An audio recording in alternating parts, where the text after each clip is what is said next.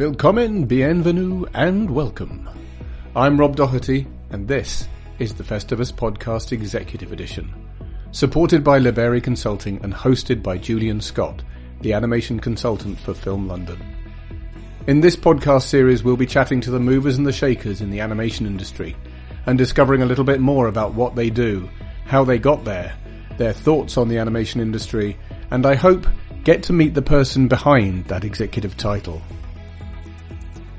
In today's episode, Mary Coleman talks to Julian about her career, from a beginning steeped in theatre with 8 years at the Magic Theatre in San Francisco, culminating in being Associate Artistic Director, to then in 1999 being invited by PIXAR to join as a creative executive, and almost 23 years later departing as Head of Creative Development to join Locksmith Animation as Chief Creative Officer. Once again, this is a wonderful, warm conversation about a career that's taken several turns and deviations from the original plan, and always for the better. Plus, many of us will learn a new word, dramaturg. Every day is a school day with the Festivus podcast.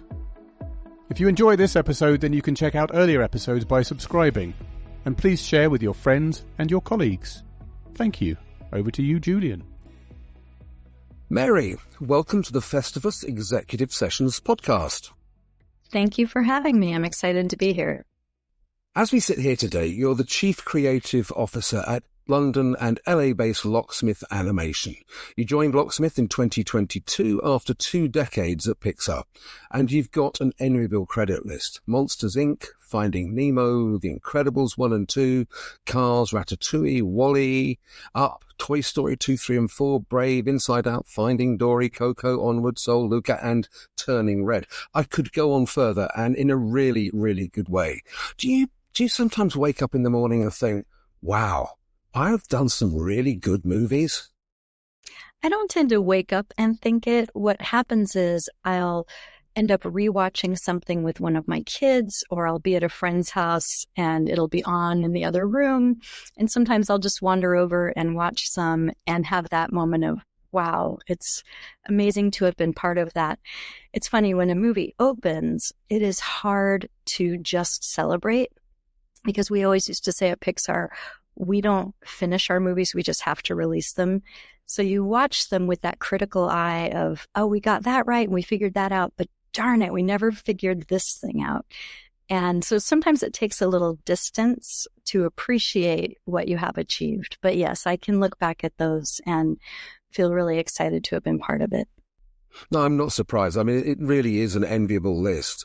And you mentioned sort of, rewatching something with your kids or something going on in another room and sort of reminds you of things. I mean, looking back when you were young, was there a lot of creativity at home? Was there sort of films and TV series that inspired you?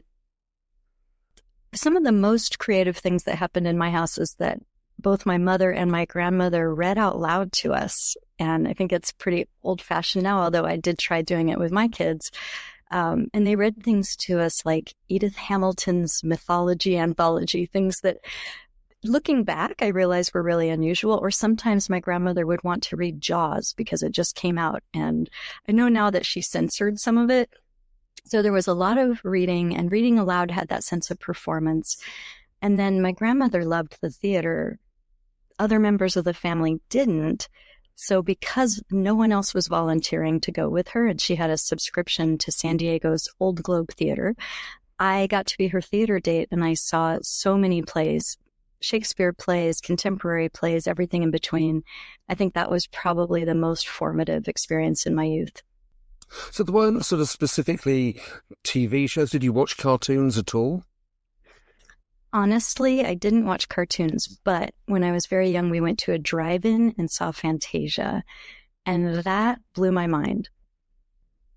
Oh, wow. And was that kind of a pivotal moment for you? Was there another time where you thought, I really want to work in entertainment?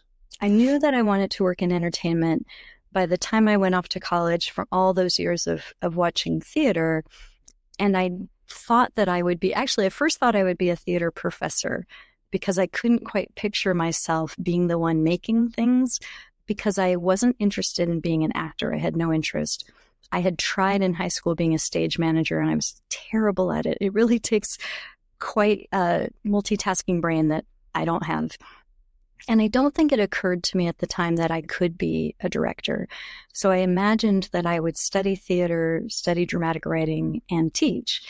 And I'm really grateful. The college that I went to, Amherst College, had a fellowship they gave to just a handful of students to go follow your passion for a year before you sign up to do something very practical. And I love that they did this because I had a theater professor say, why don't you take this year-long fellowship and really just go learn more about theater? And I did that in Western and Eastern Europe for an entire year. And that changed my life. And I love that some of the leaders in that college recognized that there's a kind of student who will feel that they can't pursue artistic passions because it's not practical, but that they wanted to encourage me, and they encouraged a novelist, and they encouraged other students. And they didn't pick the most passionate, best and brightest. I'm not putting myself down, but they didn't pick people that they knew would do it anyway. They picked the people that might need that extra nudge, and that was the nudge. And I came back from that year, that fellowship year, knowing that I had to make theater and finding my way as a director. And whereabouts, you said in Europe, Eastern Europe and Western Europe, whereabouts were you going? Oh, it was an amazing festival. So I kicked off with a full month in Edinburgh, and I saw the main festival and even better things in the Fringe Festival for an entire month.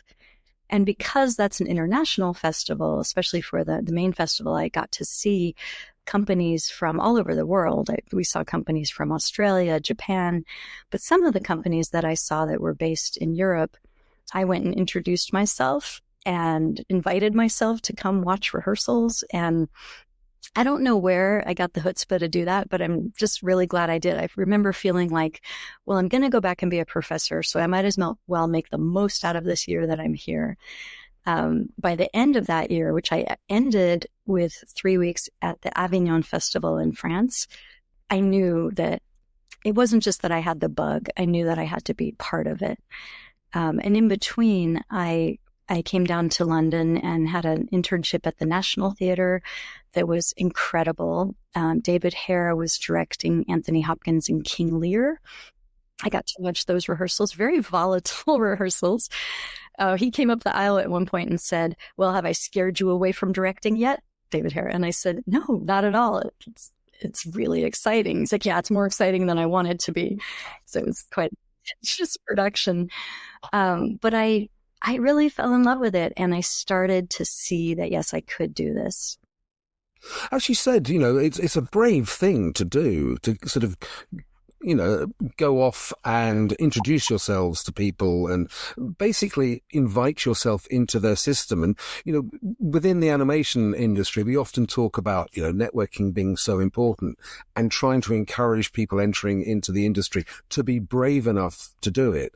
What do you think it is about you that gave you the guts, if you like, to go and say, hi, I'm Mary, I'd like to come and watch your rehearsals was pretty much what I was asking, because I had nothing much more to offer. And especially in places like France and what was then Yugoslavia and Poland and Hungary, I didn't even speak the language, but I would find someone who did. And I guess I got into a spirit of it never hurts to ask. And most of the time I was rejected, but enough of the times people said, and part of it is I was genuinely so excited about what I'd just seen that I was coming backstage or meeting them at the opening night event with so much enthusiasm for the work they had done and kind of overflowing with my desire to understand more about it. And people do respond to genuine enthusiasm about their work. But plenty of people said no, or why are you asking? And I wasn't deterred. And I think that it was partly I had this fellowship and I did feel like, okay, this is a gift. I need to make the most of it. I don't know that I would have been that bold, in my daily life. Wow, that's fascinating. You ended up at the Magic Theatre, is that right? Yes. So the Magic was a theater founded in the 70s, and Sam Shepard was one of the original playwrights who career was launched there. And a lot of other writers whose work I really admired, like Michael McClure, a lot of great writers started at the Magic because the Magic's mission was supporting new voices, new plays, new American plays. And it's hard to make a living in the theater in America. There's a lot of pressure to do known plays, to either in the smaller cities to do knockoffs of Broadway plays or, the tried and true Important of Being Earnest, all great plays. But this theater was so dedicated to these unknown playwrights and to working so hard to get an audience to come in and appreciate them.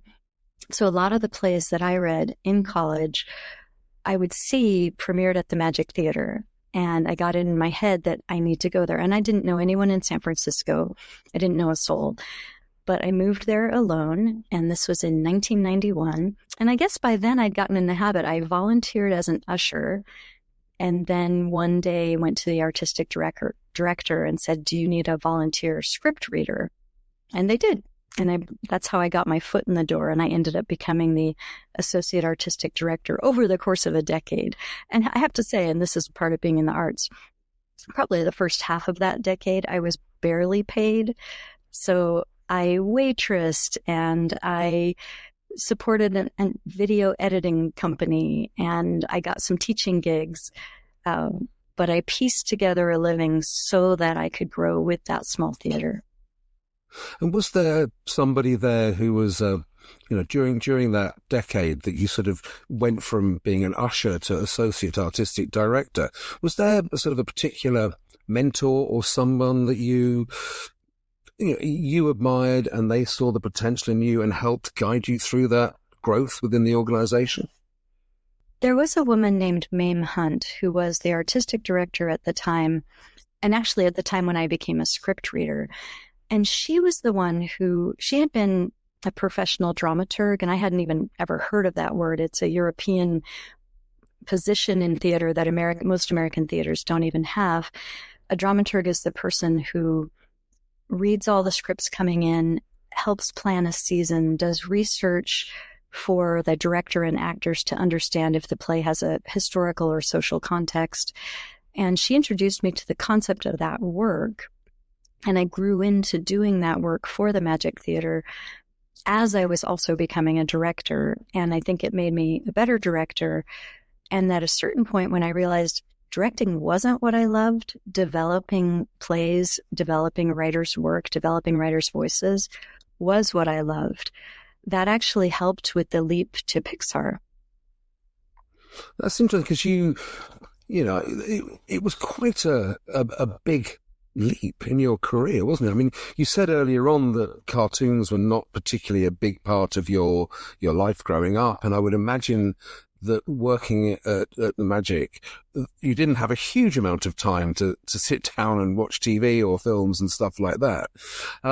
You went to PIXAR as a creative executive with no experience in animation. How on earth did that happen? It's an unusual story. The theater, Magic Theater, had subscribers. One of those subscribers, named Rob Cook, had been a subscriber at the Magic for probably a decade. And he had read a program note that I wrote about the process of developing plays for the Magic, for a play that I had directed. And he was really intrigued because he knew that his boss and the founder, Ed Catmull at PIXAR, would need someone to help create a development department. And I was writing about new play development. They knew for sure that they didn't want to go the Hollywood route.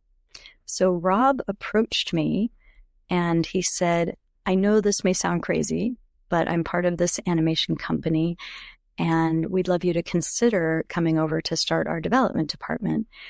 And I said, "I really don't know that much about animation." And he said, "Yes, but you know about storytelling. And that is what our company values most." They had started working with John Lasseter, and John always said story is king. Story always came first at PIXAR. So they didn't care that I had no Hollywood experience, no animation experience. They knew that I cared about getting a story right and that I had guided people in spending the time it takes to workshop things until you get the story right. And that's what they were looking for.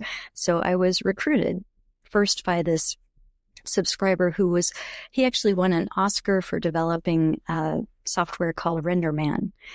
And it took me a while to even understand what many of my colleagues did, even though he sat me down over lunch and explained RenderMan. A lot of it went over my head. But when I interviewed with Ed Catmull, with John Lasseter, they just wanted to talk about story. And I had gone home and watched the VHS tapes. That's how long ago it was. The VHS tapes in 1999 of Toy Story and A Bug's Life. I joined during Toy Story 2, so those were the only two movies that had come out. And I was blown away by the storytelling, by the specificity of the characters, by the humor, by the way the humor operated at multiple levels, that there's humor, like, for example, Mr. Potato Head will come in with all his parts rearranged and a shoe where his nose should be. And the kids will laugh because he looks silly. The adults laugh because he says, "Look, I'm a Picasso." And I just was impressed at how clever the work was, but also how deep and dimensional it was, and how a character's heart can be broken in this animated film. And of course, I came out of theater, so A Bug's Life has those theater circus bugs. Loved that. So after I watched those, I felt intrigued, and I didn't think I would take the job, but I thought, well, I at least need to meet these people. They seem fascinating. And I remember meeting Ed Catmull, and he was in front of a big window, and on a grassy hill behind him, people were broadsword fighting. And I had to, at a certain point, because it was a little distracting in my interview, I said, "I'm sorry, what's happening on the hill behind you?" And he said, "Oh, that's Pixar's Broadsword Club." I thought, well, that's bizarre and really fascinating, and I think I might have to come work here. So basically, the sort of the icing on the cake when you moved to Pixar was the fact that you may be doing some broadsword fighting. I signed up for rock climbing, actually. Oh, did you? Yeah, Pixar had a really thriving culture, and look, it was the kind of place where everyone lived and breathed making the movies together, and a lot of people slept on couches there and worked very long hours. And they certainly did a good job. It had sort of because of Steve Jobs being a co-founder, it had a bit of a Silicon Valley vibe where they make the campus so appealing and they bring so much free food and they have fun social clubs. The idea is you never leave. And, in my early 30s, in that phase in my career, that was fine and I loved it and I just drank it up. Excellent. And you had come from theatre, where you said you workshopped ideas with writers and presumably with actors as you were developing the production as a director. That's very different to animation, because obviously you develop the story, you workshop the story with the writers. But obviously your characters are created, and you have to create every single thing that they do. They're never going to come up with suggestions themselves. Right. I don't think. Actors in recording studios do, and that does sometimes influence the dialogue. But what I brought from the theater, and at the time, I don't think Hollywood animation theaters were doing this. Probably some were, but it wasn't the norm. What I brought was, we should do table reads of these rough drafts of scripts and see how it plays. And I would hire Bay Area actors who I'd worked with at the Magic Theater to come in and sit around and do these table reads. So we learned a lot about what's working, what's not working. Now, of course, there's nothing better than the reels process to really show you what's working and not working, to sit in a theater and look on a screen at your reels and say, is it a movie yet?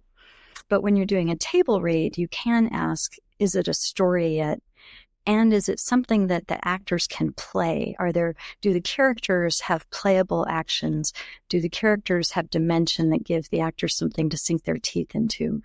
So Pixar continued doing that style of table read, that style of workshop and development. And you were the first woman to be part of Pixar's Brain Trust. What was Pixar's Brain Trust? It was one of the wonderful things that made the movies in those early years so magic. is that all of the directors would set aside sometimes half of their day on their own movie to come and give feedback on the movie that had just had a reels screening. So after the screening, they would hunker down for the rest of the afternoon and hash out what's working, what could work better, what's not working at all, and really support each other in finding solutions. And it was mostly fellow directors. There were sometimes heads of story. Obviously the story supervisors, heads of story, are storytellers themselves, so they would be part of the brain trust. I was not only the first woman at the table, I was the first one who wasn't an animated feature director, wasn't a head of story. But because I had directed plays, because I'd been a dramaturg at the theater, they didn't right away say, hey, come on in. It took Ed Catmull saying, I want her here, and John Lasseter inviting me in for them to feel like someone who didn't come out of animation might have something to contribute. And over time, I learned and grew to love the art of animation. It is the most collaborative art form I have ever experienced. I can't imagine something else with that many people collaborating. And that was obviously very much part of Pixar's ethos, if you like, was collaboration. Absolutely. And the idea, because we were all company members and literally all shareholders, there was a sense of we're in it together. We're not going through a revolving door of a bunch of other studios. It was up in Emeryville in the Bay Area in this little warehouse district, and so removed from Hollywood. It was in such a bubble that we all felt like we're in it together and we need to make everyone's movie better. That's very interesting because I've always been a big admirer of the American writing system generally. Back when I worked for Disney a long time ago, I used to go out to Burbank and I would spend time on the lot watching TV series being recorded and just watching how different it was, how those writers' rooms worked. And it's something which I don't think we're getting there now in the UK, but it's not something that traditionally we've done. It's always been quite a sort of a soul thing where there's a writer somewhere with a candle burning in their garret whilst they push stuff out. Is that something that you found since you've been working more in the UK? Is it as collaborative as your memories of Pixar? Well, certainly at Locksmith, it's every bit as collaborative. And one of the things I love about Locksmith Animation is Pixar grew and grew and grew, and it's still a wonderful studio, and I'm proud to have been part of it. And Locksmith is small enough that it still has that energy, that verve, that kind of roll up your sleeves, we're all in it together. That's harder when a studio gets so much bigger. So Locksmith is incredibly collaborative and does have that feeling of we're all in this together.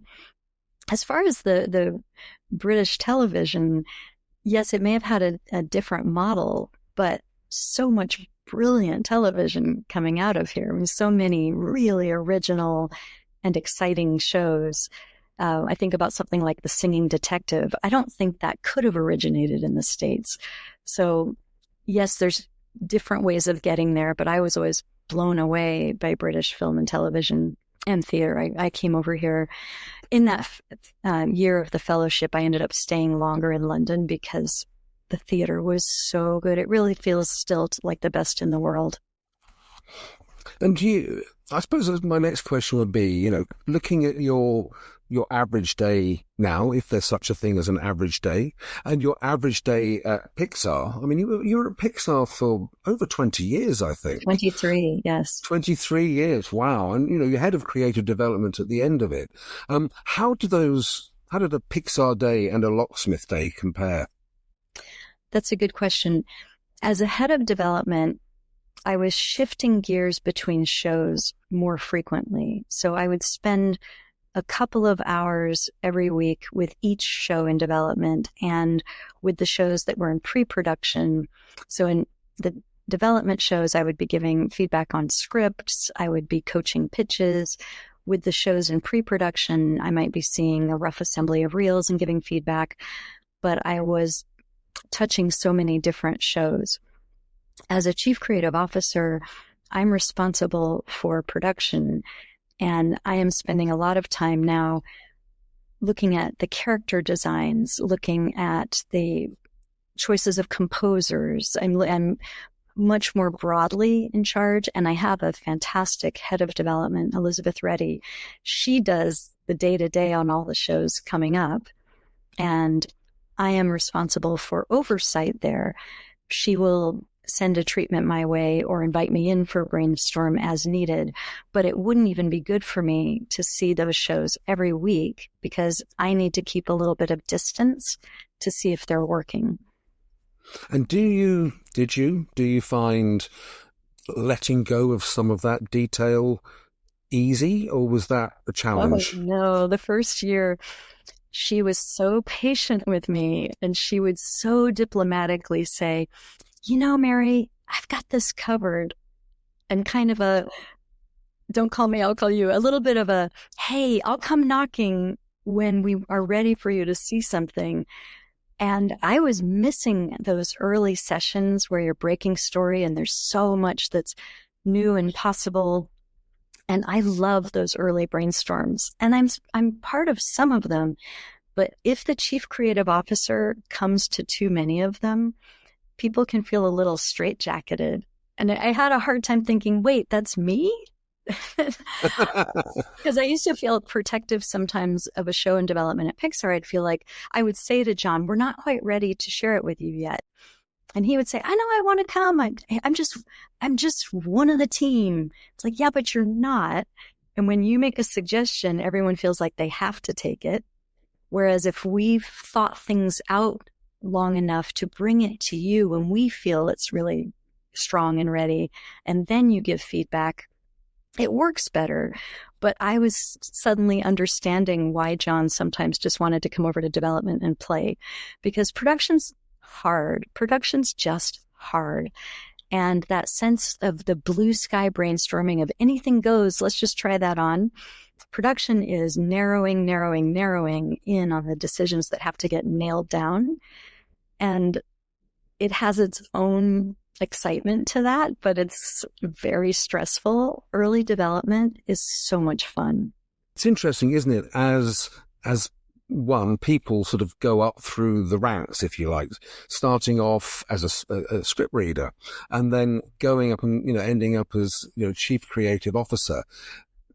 Looking back and remembering what it was like to be slightly lower down the ranking, the structure, if you like, and then having to remember that and think, okay, somebody who now works with me is doing that job. Yes. And I found it difficult when my superior or my line manager or whoever it was getting a little bit too involved. And it's good that, it seems to me anyway, good that you could think back and remember and learn what it was like to be in that position and then apply that to yourself. And that, I think, is quite a skill in itself. Well, I still have to be reminded. So in my office, I can see we have a creative executive who spends a lot of her time reading scripts that have been submitted, and she'll mention something she's reading, or I'll come by and say, oh, what are you reading? And it might sound appealing to me, and I'll say, oh, I could read that. And she's like, that's okay, I'll send you a coverage. Right. I don't need to read every submission. So I consciously try not to micromanage. But I did work my way up from being a script reader. And there's certainly days where I feel like, oh, it would be lovely to spend a whole day just reading scripts. This podcast is made possible thanks to the support of the awesome Liberi Consulting. Liberi offers specially tailored industry-related training courses. Check them out at libericonsulting.com. That's LIBERI consulting.com. You can also find links to their fantastic courses on the Festivus website. What are the, I suppose, the three key things that you and your team, not you specifically now, because I know you delegate a lot of this, but what are the three things you're looking for most in a script or a pitch? Maybe it's more than three.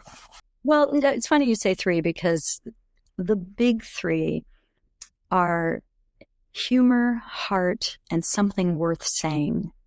So we're making comedies. Locksmith is making comedies. We have one project that is epic sci-fi, but even that needs to have humor and have some fun twists. But mainly, we're making comedy-forward movies, so they have to be funny.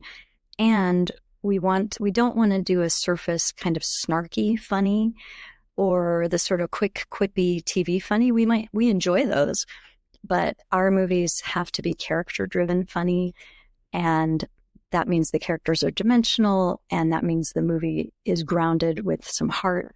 Heart comes out of the relationship dynamics. So there's a lot of underpinning that our stories need to have. And then in terms of having something worth saying, something meaningful to say, we don't want to lecture anyone. So I wasn't part of Locksmith's first movie, Ron's Gone Wrong, but I happened to watch it on Disney Plus with my daughter, who was 11 at the time, and we're laughing all the way through it. It's such a delightful movie. And we got to the end, and as the credits were rolling, she said, I really liked this movie because it was saying that technology is not good or bad, it's just how you use it. And I thought, wow, my 11-year-old got that from this comedy and got it in such an articulate way. Now, she immediately started lobbying me for a cell phone. So it was a self-interested epiphany she had there, but she still made the connection. And I really think that's a wonderful movie. And I love that it sparked conversations around technology. And then with our movie That Christmas, that it had so much heart. And it was a movie that came out on Netflix that Richard Curtis wrote. And that one was so relationship driven. And it had a lot to do with the high expectations about what Christmas is supposed to be and how those days are supposed to go. And when everything gets upended, can the community still come together and make it a special day? And again, I think it's a beautiful movie and a very funny one, and one that has something to say. So that is the bar for all of our movies. And how many scripts and pitches do you get a year, do you think? Oh my gosh, a year. I feel like we're hearing about one pitch a week, and we're getting many more book and project submissions, but I don't have the math on that. Yeah, it's interesting. I was just curious. And you obviously you're based in London. You have been embedded in the creative community and process here for a while now. One of the things that I'm constantly asked is, do I think that more front-end development can be done in the UK? Because traditionally, with some of the bigger studio things, scripting, character development, and the front end of an animated film has been done in the US. But what do you think we could do in the UK to try and get more of that done here in the UK, and how we could start to build our talent base in that particular area? It always comes down to support for that talent. And Locksmith developed all of Ron's Gone Wrong and That Christmas here in the UK, either under the roof of the studio I'm in now, or here in the UK with people zooming in during COVID. But it was, a home base. And our next movie coming out, Bad Fairies, which is a really fun, big musical. The composer-songwriters of the musical Six are creating our songs. And that's Toby Marlowe and Lucy Moss, and such great storytellers as well as being great composers. So they're developing things here. Our screenwriter is Deborah Francis White, who also has a really fun, funny podcast called The Guilty Feminist. So we did develop the script here with Deborah. Now, our director for that project, Megan Dong, is American, but we flew her over here, and she's living in Hampstead now. She comes into the studio every day.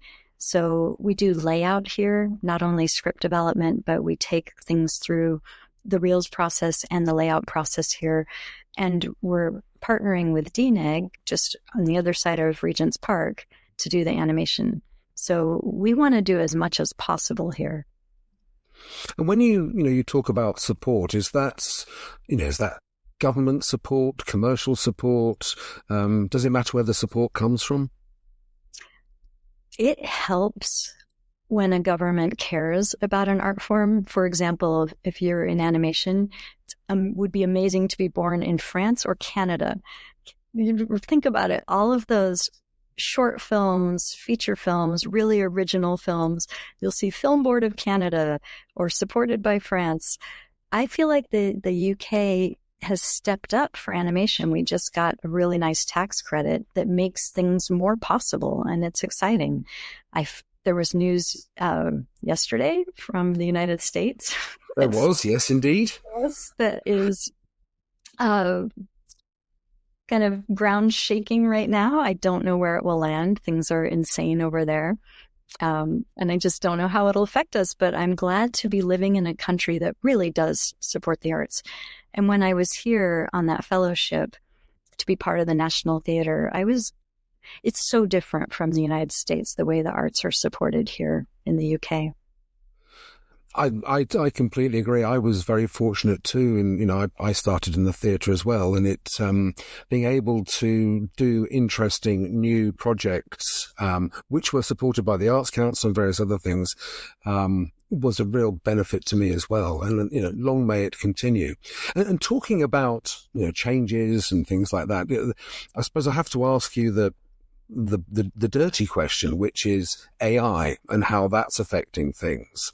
Do you see AI getting not taking more control? Do you see AI playing a bigger part in our industry, not specifically at Locksmith, but in our industry as a whole? Certainly in animation, and it's possible that it will get used more in animation than in live action, or in live action, it will be used a lot for special effects. There's versions of AI that are already being used for special effects and have been for a while. It depends on kind of where you draw your definition of AI, but I would like to see it used as a tool as needed and never replace the personal magical touch of an individual artist. No, I personally, I agree with you, and I can see the benefits of it in some areas of production. What has scared a lot of people is the thought that, AI can be used to generate story ideas and scripts and things like that, which, no, you're shaking your head. That just sounds ridiculous to me. I mean, of course, they can string together words and ideas, and it would be a pastiche. It's all imitation. And there's writers who made a living doing pastiche of other writers, and certainly you can sell those books, but it will never have that spark of originality. So I see it more likely being used in testing out virtual design than in being used to write a script. And it's certainly, I don't want to see AI-generated animation. I'm married to an animator. Animation is an art form that animates. It brings things to life. I don't want a computer bringing things to life. I want an artist doing that. I completely agree. As we're sort of coming to the end of our chat and looking back at your career and professional life to date, a couple of things strike me. Firstly, you made a significant career change from theatre to animation, and you've explained how that happened and the process and everything else. And you've also talked about how you had the courage to go out and ask people if you could get involved in what they were doing to further your interest and your passion. Do you think as an industry, as an animation industry, and possibly for people outside the animation industry as well looking to get in, we don't really understand how transferable some of our skills are? I think that many people have transferable skills that they wouldn't realize they have. So, for example, we have a young woman here in production who comes out of managing a large sales team in a store. And she was responsible for making sure that multiple things were happening and making sure everything got done and making sure everything was buttoned up at the end of the day. And she realized she was interested in film. So she changed careers, and she brings those organizational and people leadership skills to work every day. And with me coming out of theater, it was useful to this film company, to PIXAR, that I came from a different angle, that I'd come out of workshopping plays in a specific way that then John and Ed and Andrew Stanton and the whole team over there got excited about and found useful. So yeah, I think that we have skills that we sometimes underestimate. And sometimes not having the baggage that somebody who's been in a career or an industry for a long time has is good, because you come in and you go, why do you do it like that? Right.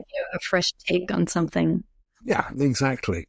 And you've also had, quite a long stint at two organizations. You were at Magic for, I think, 10 years. You were at PIXAR for 23 years.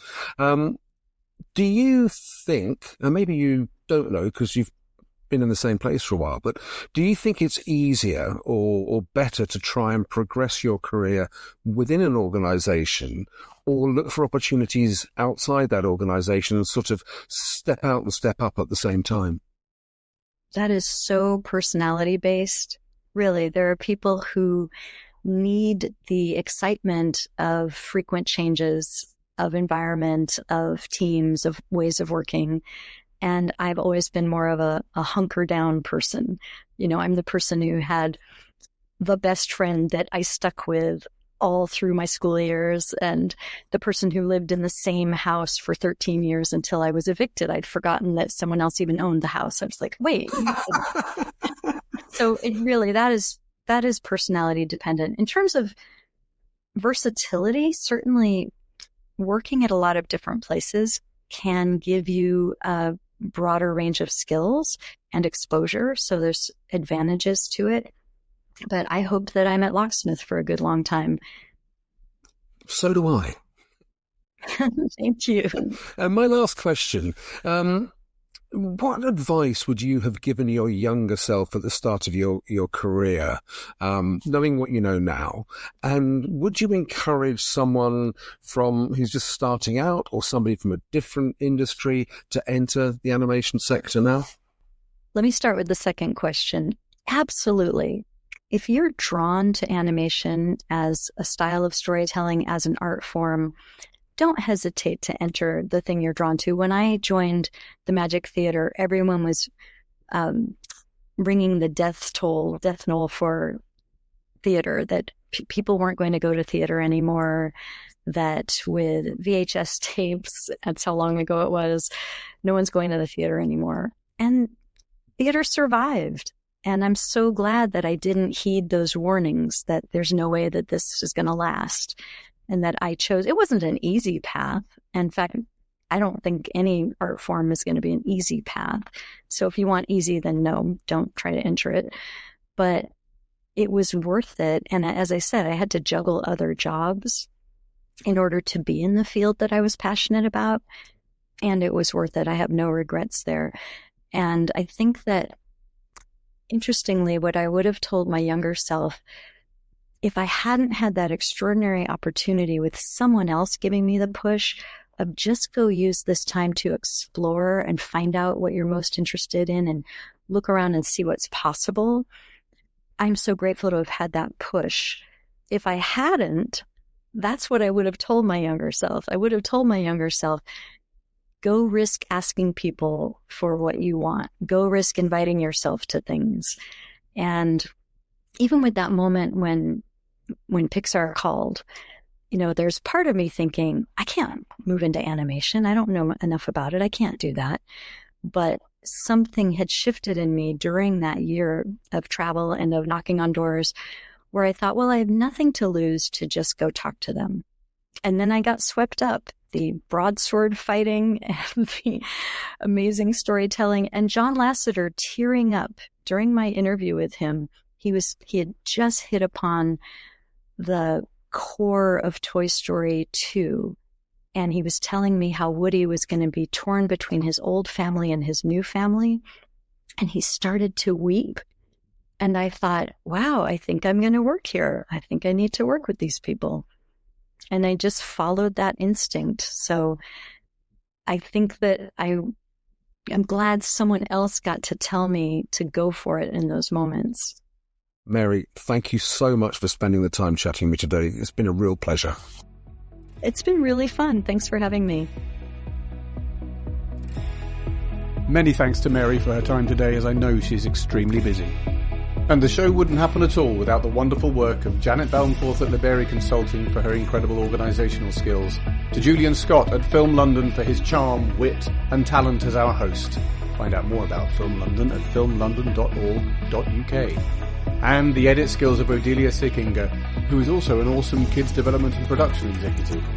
Find her on LinkedIn. Thank you all, and see you in the funny pages.